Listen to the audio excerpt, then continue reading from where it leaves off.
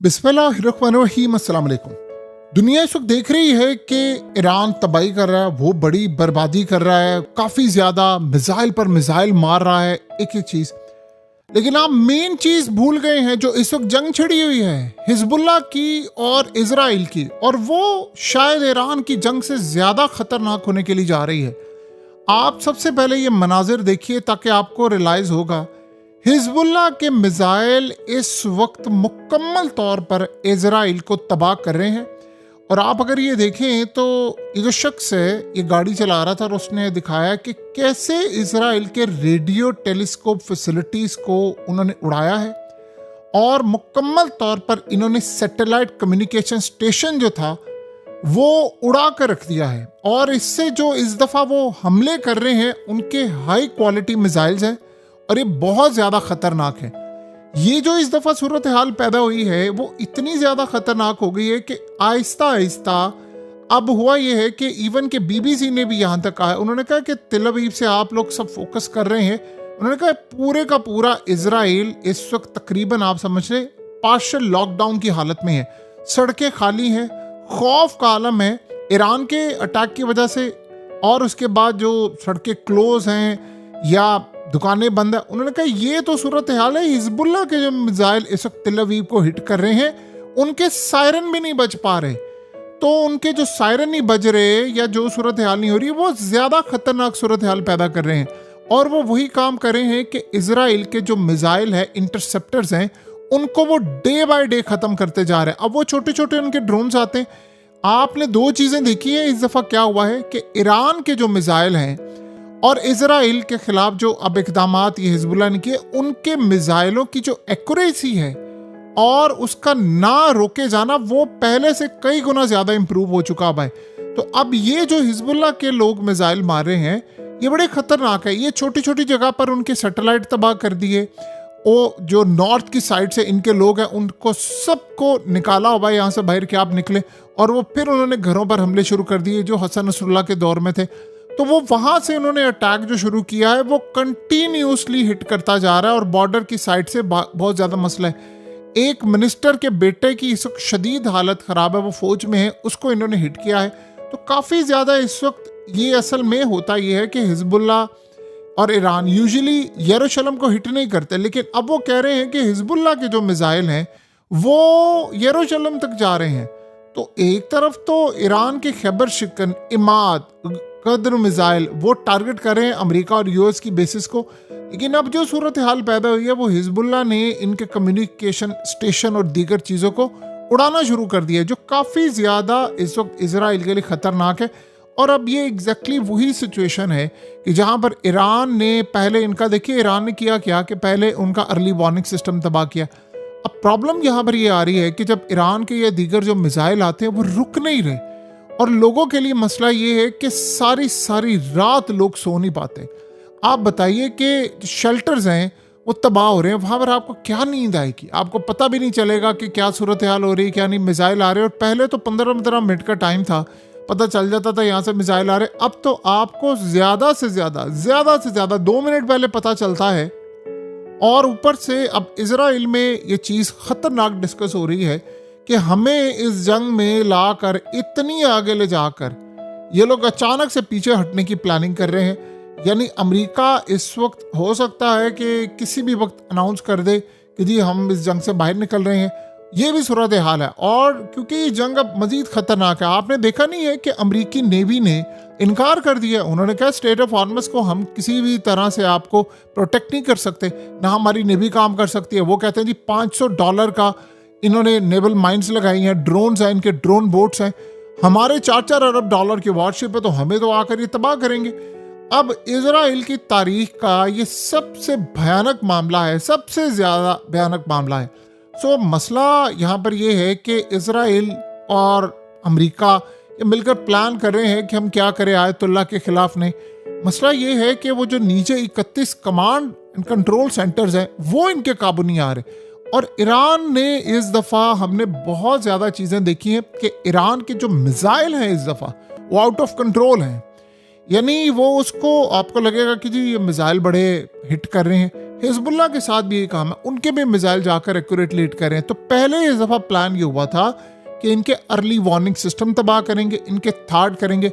अब आपको याद होगा पिछली जंग में आयरन डोम के डंके बजे थे, कहाँ गए आयरन डोम? खत्म, वो नहीं रोक पाते। और वो जो इंटरसेप्टर्स हैं वो डे बाय डे खत्म होते जा रहे हैं, और अमेरिका के पास भी अब ये नहीं है। यानी आप ये सोचो, अगर आपको साउथ कोरिया से था बुलाना पड़े और आपको ये काम करना पड़े तो बाकी सूरत हाल क्या हो जाती है।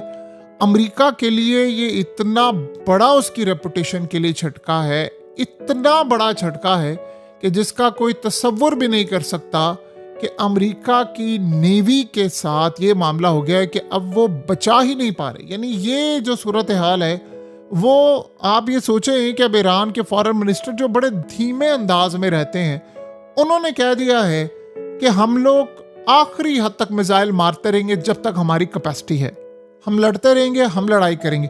अब मसला ये है कि इस वक्त जो ये रुक नहीं रहा मामला, इजराइल पुश ये कर रहा है अमेरिका को कि ग्राउंड पर किसी तरह फौजें उतारें और फौज उतार कर ईरान में दाखिल करें तो ही हमारे लिए कोई बचत हो सकती है। ये तो नहीं रुक पा रहे। ऊपर से देखिए ना, इस दफ़ा ईरान ने कहा है कि एक तो जंग उन्होंने अभी बंद नहीं करनी, तो जंग जो वो बंद करेंगे वो अपने टर्म्स एंड कंडीशन पर करेंगे, उसमें वो लेबनान को भी शामिल करेंगे, ये भी आप ज़हन में रखें।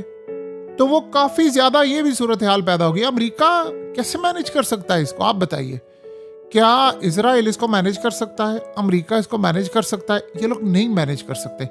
सो अब असल मसला यहाँ पर ये है कि इसराइल और अमेरिका के जो मामलात हैं वो ख़राब हो रहे हैं। और ऊपर से आप ये देखें कि इजराइल के अंदर इस वक्त आलमोस्ट समझ लें 2020 के बाद से लॉकडाउन की हालत है। क्योंकि वो देखिए, आप मीडिया को भेजें, आपको पता चल जाएगा यहाँ पर हो क्या रहा है। आपको पता चल जाएगा कि इजराइल की सड़कों पर क्या हो रहा है, उनकी गली कूचों में क्या हो रहा है, लोग बाहर ही नहीं निकल रहे। ये कहानियां कि जी वो एंजॉय करें, ये सब फजूल बातें। बीचेस उनके क्लोज हैं, शॉप्स उनकी क्लोज हैं। देखिए, आपको ये नहीं पता कि आप जिस दुकान पर काम कर रहे हैं या आपकी अपनी शॉप है या बिजनेस है, वो ईरान के मिसाइलों में, इस दफ़ा ईरान के मिसाइलों ने जो वहाँ पर खौफ तारी किया वो पिछली दफ़ा नहीं था। मसला ये हुआ कि जब ईरान के सुप्रीम लीडर को मारा तो इजराइल में इस दफ़ा जश्न नहीं था। जब ईरान के सुप्रीम लीडर आयतुल्ला को मारा तो होना तो ये चाहिए था ना कि इजराइल की सड़कों पर जश्न होता। आपको पता नहीं था। उसकी रीज़न क्या है? उनको पता था रिटेलिएशन होती है। अब ये जो इस दफ़ा रिटेलिएट करेंगे, जवाब देंगे, वो बड़ा भयानक होगा। तो वो जो जवाब उन्होंने दिया है वो अब आपके सामने है, कितना ज़्यादा भयानक होता जा रहा है। अब ये हो रहा है कि एक और पार्टी तैयार हो रही है वो इस जंग में कूदने के लिए, और वो है यमन के हुसी। अब वो भी इस जंग में कूदने वाले हैं। महाज अब हो गए डिसाइडेड। अब उन्होंने रेड सी क्लोज करना है।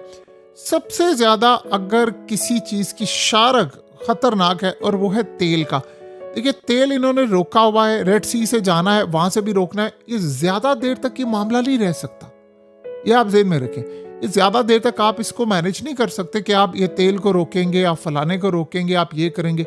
ज्यादा देर तक अब ये मामला नहीं होगा। बहरहाल इस सारी सूरत हाल में अमेरिका के लिए अब परेशान कुन मामला तो ये है कि ये जंग उन्होंने ख़त्म ही नहीं करनी थी, और ये हत्ता कि इन्होंने हिजबुल्ला की तकरीबन आप समझ लें हर तरह की क़यादत ख़त्म कर दी है, हर तरह की।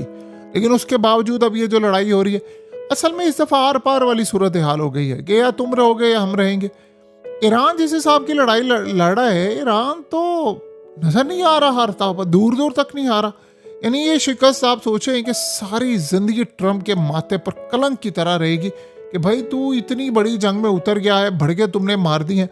आप सोचे ना, पहले ट्रंप ने कहा था मैं कोई जंग स्टार्ट नहीं करूंगा, फिर पूरी दुनिया में उससे ज़्यादा बदतरीन जंगें ही किसी ने स्टार्ट नहीं की। फिर उसने ये भी कहा था कि मैं इस जंग में पार्टिसिपेट नहीं करूंगा, और उसके बाद यहाँ तक उसने कहा कि मैं नेवी को भेजूंगा जो आपकी तेल की सप्लाई किसी सूरत डिस्टर्ब नहीं होने देंगे। तो आप ये देख लें, सब कुछ जो उसने कहा है उसके टोटली ऑपोजिट हो रहा है। तो क्या इस सूरत हाल में हम समझे कि इन्होंने फतह कर लिया? कुछ नहीं, सवाल ही पैदा नहीं होता। और अब अगला मरहला जो आ रहा है वो इससे भी ज़्यादा ख़तरनाक होगा कि अब यमन जो लड़ाई करने के लिए जा रहा है वो अलग लेवल के मिसाइल, इस दफ़ा जो उनके भी मिसाइल है वो भी बड़े ख़तरनाक इस्तेमाल होंगे। वो जाहिर सी बात है, ईरान ने महाज संभाला हुआ उधर, यमन कहाँ पर संभालेगा महाज, कहाँ पर उन्हें करना? अभी तो समंदरों में वो करेंगे स्टार्ट। अब अमेरिका के पास क्या ऑप्शंस रह गए ईरान जिस तरह देखे, जो ईरान के मिसाइल इस वक्त हिट होते हैं या हिजबुल्लाह के, जो रोके भी जाते हैं वो भी बड़ा नुकसानदेह हैं। एक तो वो उनका जो डेब्रिज है, जो फटते हैं, जब आप उसको रोकते हो तो वो नीचे गिरता है, वहां भी लोगों के लिए मसला है। दूसरा सबसे बड़ा मसला ये है कि उसके बाद जो मिसाइल रोकने वाले हैं वो भी खत्म होते जा रहे हैं। तो ये जो सारी सूरत हाल आप देख रहे हैं, ये क्या आसान है? सवाल ही पैदा नहीं होता। ये काफी ज्यादा इस वक्त मुश्किलात का सामना इनको करना पड़ रहा है।